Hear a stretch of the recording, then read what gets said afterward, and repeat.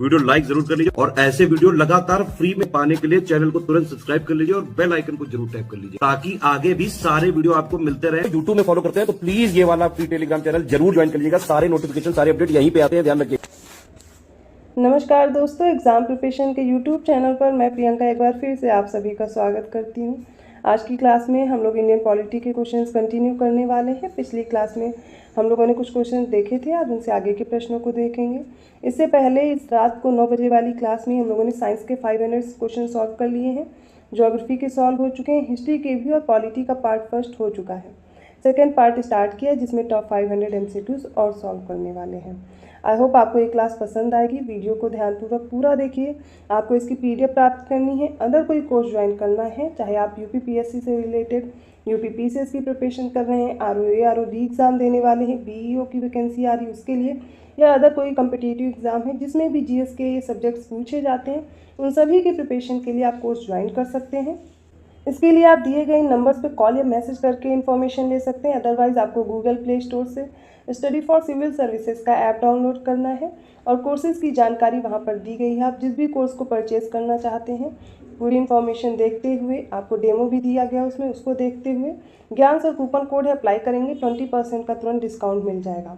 इसमें आप देखेंगे फुल स्टडी मटेरियल दिया जा रहा है जो आपके सिलेक्शन के लिए इंपॉर्टेंट है। वीडियो रिकॉर्डेड क्लासेस हैं, PDF नोट्स है, डेली प्रैक्टिस कराई जाती, पेड क्विज है, टेस्ट सीरीज़ है जो आपके लेटेस्ट ट्रेंड और पैटर्न को फॉलो करती है। आपके सिलेक्शन के लिए इंपॉर्टेंट पैटर्न को देखते हुए ही ये कोर्स डिज़ाइन किया गया है। जिस भी कोर्स को परचेज करेंगे कूपन कोड अप्लाई करना मत भूलिएगा, ज्ञान सर का 20% का आपको तुरंत डिस्काउंट मिल जाएगा। सिलेक्शन के लिए जितना भी मटेरियल इंपॉर्टेंट होता है वो सब दिया गया है कोर्स में। आप बिना देर के स्टडी फॉर सिविल सर्विसेज को फॉलो कर सकते हैं क्योंकि यहाँ पर सिलेक्शन सबसे ज़्यादा दिए जाते हैं।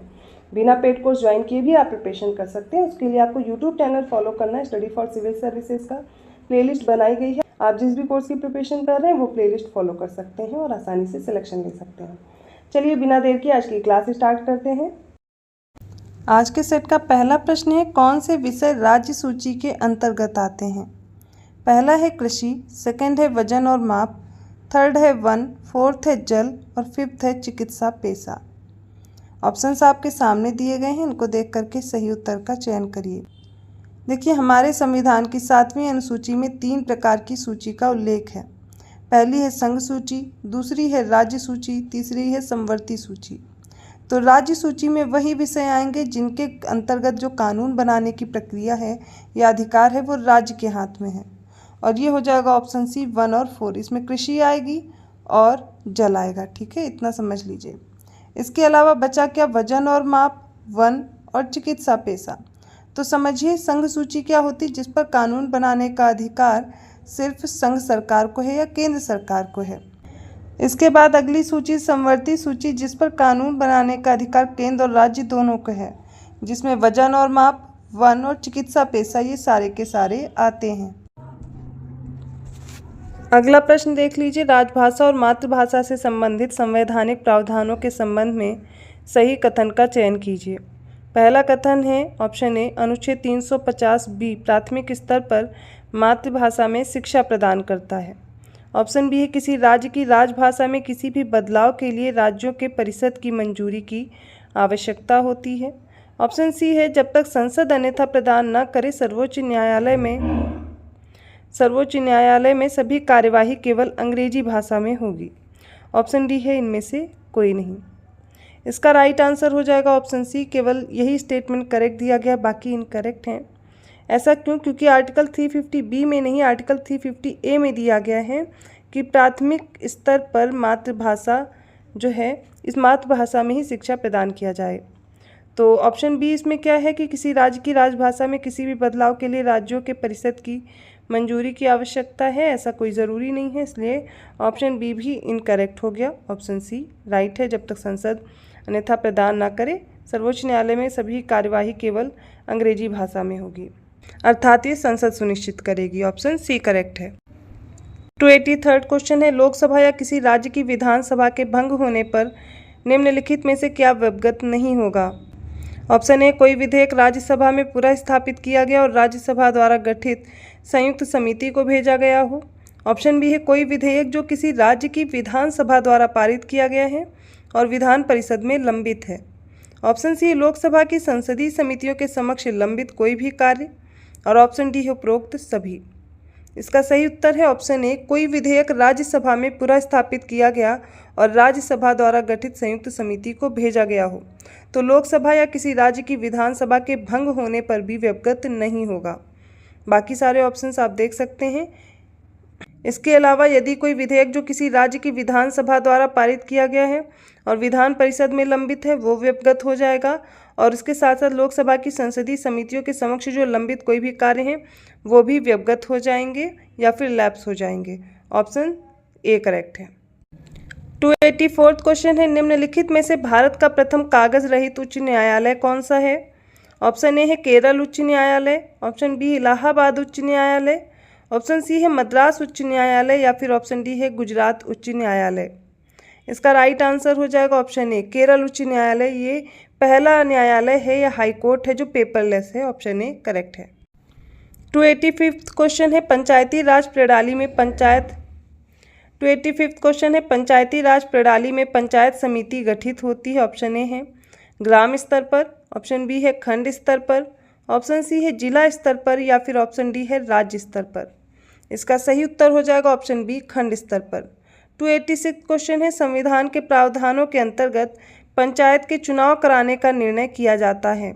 ऑप्शन ए केंद्र सरकार द्वारा, ऑप्शन बी है राज्य सरकार द्वारा, ऑप्शन सी भारत के चुनाव आयोग द्वारा, या फिर ऑप्शन डी है राज्य चुनाव आयोग द्वारा।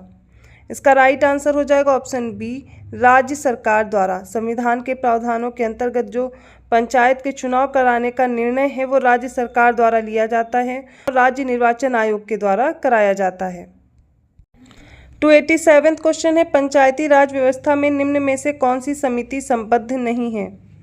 ऑप्शन ए है अशोक मेहता समिति, ऑप्शन बी है एल एम सिंघवी समिति, ऑप्शन सी है संथानम समिति, और ऑप्शन डी है बी आर मेहता समिति।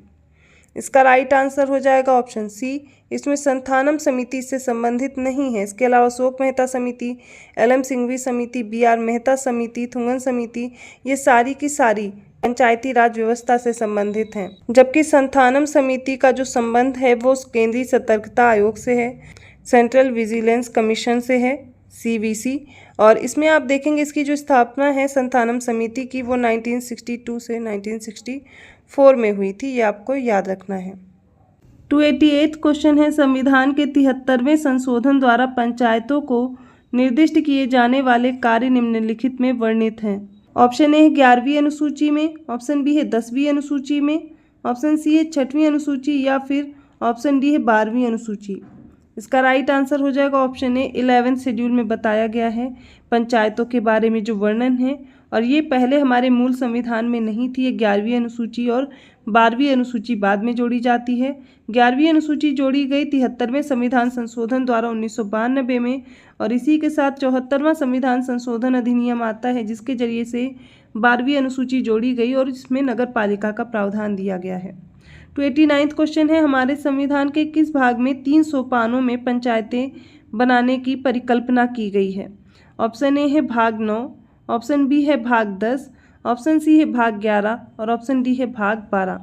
इसका राइट आंसर हो जाएगा ऑप्शन ए भाग 9। देखिए कंफ्यूज मत होइएगा, पार्ट 9 में पंचायतों के बारे में दिया गया जबकि शेड्यूल 11 है। ओके, ऑप्शन ए करेक्ट है। अगला प्रश्न है, भारतीय संविधान के अनुच्छेद 243 के अनुसार सहकारी समिति के निदेशकों की अधिकतम संख्या हो सकती है। ऑप्शन ए है 21, ऑप्शन बी है 15, ऑप्शन सी है 11, या फिर ऑप्शन डी है 7। इसका सही उत्तर हो जाएगा ऑप्शन ए 21। 291 क्वेश्चन है, लोकसभा में एंग्लो इंडियन समुदाय के प्रतिनिधित्व के लिए प्रावधान संविधान के किस अनुच्छेद के अंतर्गत किया गया था? Option A article 331, option B है आर्टिकल 221, या ऑप्शन डी है आर्टिकल 139। इसका राइट आंसर हो जाएगा ऑप्शन ए आर्टिकल 331 में ये प्रावधान किया गया था। आर्टिकल 121 में संसद में चर्चा पर निर्बंधन के बारे में प्रावधान दिया गया है, जबकि आर्टिकल 139 में दिया गया है जो रिट संबंधित प्रावधान है। आप याद कर लीजिए, कुछ रिट निकालने की शक्तियों का जो उच्चतम न्यायालय को प्रदत्त अधिकार है वो दिया गया है आर्टिकल 139 में, और जो आर्टिकल 221 है इसमें बताया गया है न्यायाधीशों के वेतन आदि। यहाँ पर ऑप्शन ए करेक्ट है।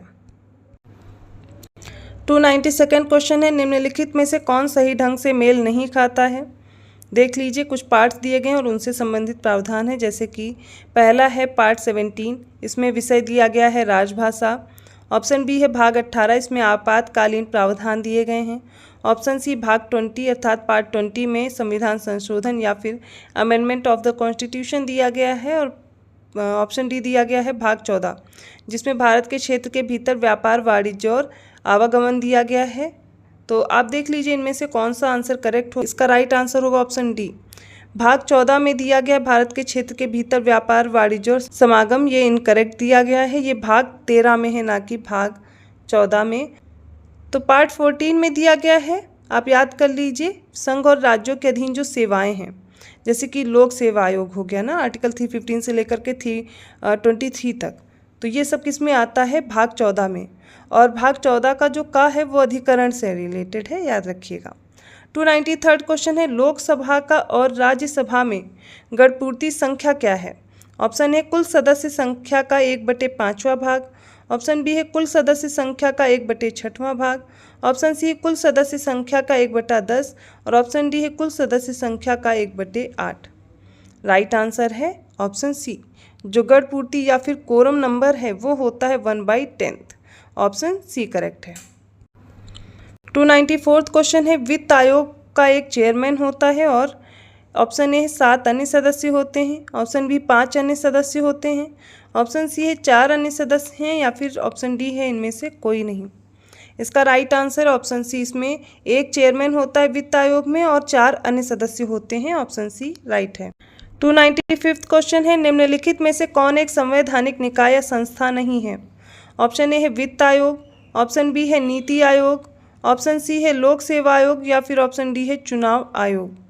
इसका राइट आंसर हो जाएगा ऑप्शन बी। इसमें जो नीति आयोग है ये संवैधानिक निकाय नहीं है। इसके अलावा वित्त आयोग, लोक सेवा आयोग और चुनाव आयोग ये सारे के सारे संवैधानिक निकाय या फिर संस्था हैं। 296 क्वेश्चन है, भारत में किसी राज्य की न्यायिक सेवा में जिला न्यायाधीशों के अलावा अन्य व्यक्तियों की नियुक्ति किसके द्वारा की जाती है। ऑप्शन ए है उच्च न्यायालय के मुख्य न्यायाधीश के द्वारा। ऑप्शन बी है राज्य के राज्यपाल द्वारा। ऑप्शन सी है प्रधानमंत्री या फिर ऑप्शन डी है भारत के राष्ट्रपति के द्वारा। इसका राइट आंसर हो जाएगा ऑप्शन बी, राज्य के राज्यपाल के द्वारा नियुक्ति की जाती है। ऑप्शन बी राइट है। 297 क्वेश्चन है, चुनाव परिणामों की घोषणा के बाद नई लोकसभा का गठन निम्नलिखित में से किस प्राधिकरण द्वारा अधिसूचना जारी होने पर माना जाता है। Option A pro tem speaker, option B है राष्ट्रपति, ऑप्शन सी लोकसभा या ऑप्शन डी है भारतीय निर्वाचन आयोग के द्वारा। इसका राइट आंसर है ऑप्शन डी। चुनाव परिणामों की घोषणा के बाद जो नई लोकसभा का गठन है वो भारतीय निर्वाचन आयोग के द्वारा अधिसूचना जारी होने पर माना जाता है। 298 क्वेश्चन है, निम्नलिखित में से कौन सा राज्य पंचायत अधिनियम 1996 के अंतर्गत नहीं आता है। ऑप्शन ए है एमपी, ऑप्शन बी है राजस्थान, ऑप्शन सी है गुजरात और ऑप्शन डी है मेघालय। इसमें अनुसूचित क्षेत्रों में विस्तार अधिनियम है जो 1996 का, उसके अंतर्गत पूछा गया है। राइट आंसर हो जाएगा ऑप्शन डी, इसमें मेघालय नहीं आता है। ऑप्शन डी राइट है, इसमें एमपी, राजस्थान और गुजरात आएंगे।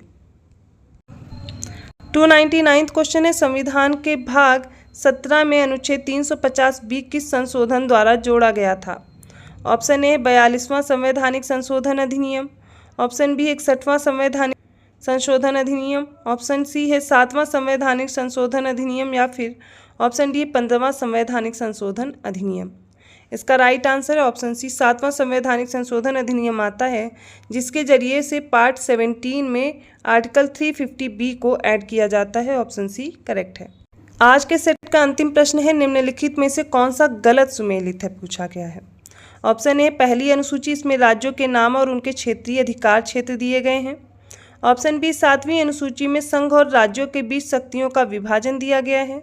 ऑप्शन सी दूसरी अनुसूची में परिलब्धियों भत्तों से संबंधित प्रावधान है। और ऑप्शन डी 12वीं अनुसूची में पंचायतों की शक्तियों, अधिकार और जिम्मेदारियों का निर्देशन दिया गया है। कौन सा ऑप्शन है जो इनकरेक्टली मैच्ड है, ध्यान दीजिएगा प्रश्न क्या पूछना चाह रहा है।